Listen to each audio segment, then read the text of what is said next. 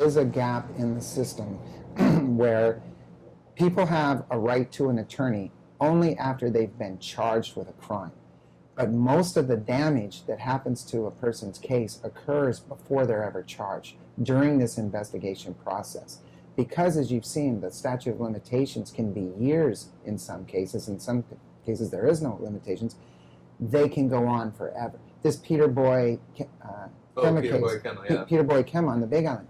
You know, I don't see anything that these people have had attorneys helping them during this time, but 20 years later, they're being charged. And everything that's happened during that 20 years could have maybe been avoided. So that's an extreme example. But in most cases, what happens is the person gets involved in an incident. They know that they might have some exposure or criminal liability problems, and they don't do anything. They just kind of put their head in the sand and hope that nothing happens. A few weeks, a few months later, they get a call from a detective. And I've had so many cases where the person just goes down to the police station because the detective asked them to. And I don't know why at that point they don't realize maybe I should talk to an attorney before going down and talking to a detective.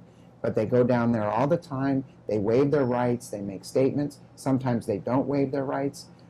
Sometimes they're released pending investigation. Sometimes they're held. But the time to hire the lawyer at the very latest is when you get that call from the police or when you get taken down and they give you a chance to make a phone call.